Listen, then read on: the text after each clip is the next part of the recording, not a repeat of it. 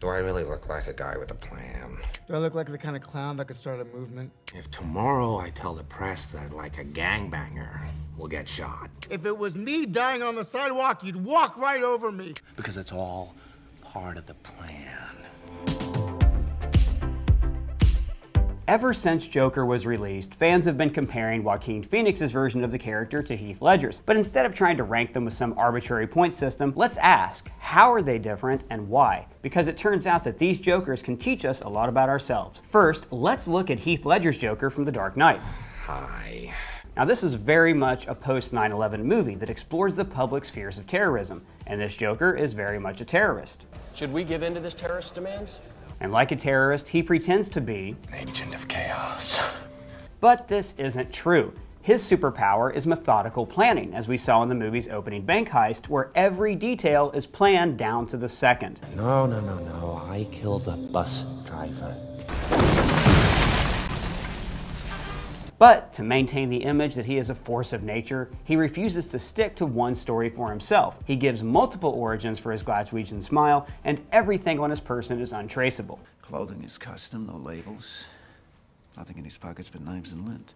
By not defining himself, he has become a boogeyman. He's scary because we can't see the inner workings of his mind. Some men aren't looking for anything logical, like money. Some men just want to watch the world burn. This makes the public imprint their own worst fears onto Joker. And, like a terrorist, he uses TV as a tool to spread his most potent weapon, fear. Actually, he and Batman kind of have that in common. Where are they? But this Joker is not a force of chaos, and, like terrorists, he actually does have a plan. He's a sociologist who's always creating tests for people. There's only one spot open right now, so we're gonna have tryouts.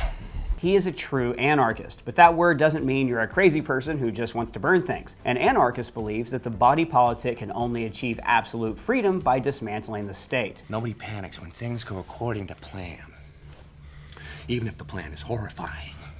And he uses Harvey Dent and the people of Gotham as social experiments to prove that everyone is like him. He believes that suffering reveals your true self, like when he brags to the police officer that by killing his friends, I knew your friends better than you ever did.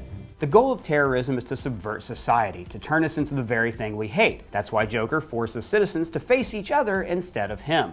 And this is how ultimately he turns Harvey to the dark side. Introduce a little anarchy. He wants to prove that he is the end result of society's evolution, that deep down, everyone is like him. The chips are down. These civilized people, they'll eat each other. At his core, he shares a key trait with Arthur Fleck. Both of these Jokers want to belong. Ledger's Joker is a terrorist, but Joaquin Phoenix's Joker explores the cause of terrorism. Unlike Ledger's version, this Joker can never actually make a plan. His disability prevents him from ever perceiving one baseline reality. So in many ways, he is a force of nature who can only react to events emotionally. But above all else, Arthur is a lonely man who wants to be noticed. He wants to belong. I don't know why everyone is so rude. I don't know why you are. I don't want anything from you. Maybe a little bit of warmth, maybe a hug, Dad. But he's the quintessential Joker, the extra card in the deck that stays in the box while the rest of us are playing games. He's invisible to society. His social worker, who represents the system, doesn't pay attention to him. You don't listen, do you? I don't think you ever really hear me. And she only confirms the government's apathy. They don't give a shit about people like you, Arthur. And they really don't give a shit about people like me either. Even the automatic doors don't see him. Arthur tries to bridge the gap between himself and others through laughter. Now, laughing is a communal act. If you get the joke, then it means you're part of the crowd. Love Popeye's fried chicken. I love that name. Oh, I get it. Popeye was a sailor, and your food goes through me like a torpedo. But Arthur's involuntary laughing disorder keeps him on a different comedy wavelength, and he's always out of sync.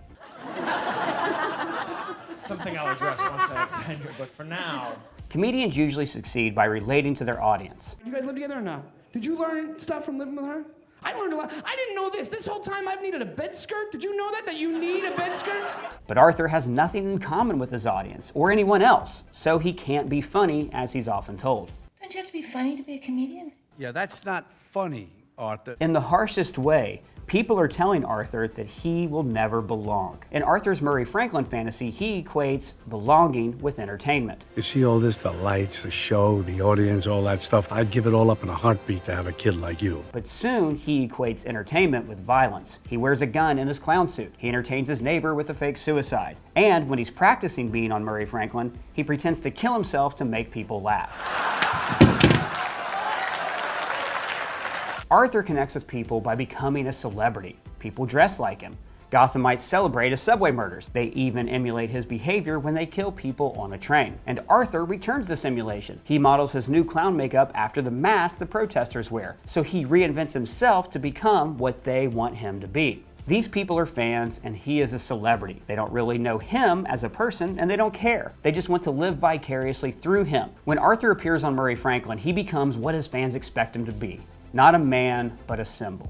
Then he tells Murray the key line of the film. You decide what's right or wrong the same way that you decide what's funny or not. Arthur equates right and wrong with society's perception of funny and not funny. Instead of wallowing in self-pity and open mic rejection, he's saying, look, comedy's subjective, and if society thinks I'm not funny, then society deserves a bullet-shaped pie in the face. And this is what he shares in common with Ledger's Joker. They're each trying to create a society where they can belong. Both Jokers reflect the pervading fears of their times. In 2008, it was a maniacal terrorist. In 2019, it's a mentally unstable mass shooter. The biggest difference between these two villains is Ledger's Joker is treated as an evil force of nature, an unstoppable maelstrom that appeals to the darkness inside all of us, while Phoenix's version examines why people turn to violence: poverty, desperation, fear, and loneliness. And we see this process play out in Arthur's life, but also across Gotham as the city riots in his name. Arthur succeeds where Ledger's Joker failed. He proves there's darkness lurking inside everyone's heart. But which Joker do you like better? Tell me in the comments below. And if it's your first time here, please subscribe. For Screen Crush, I'm Ryan Airy. Now, what is everyone in town talking about? Your fish? I told you not to speak!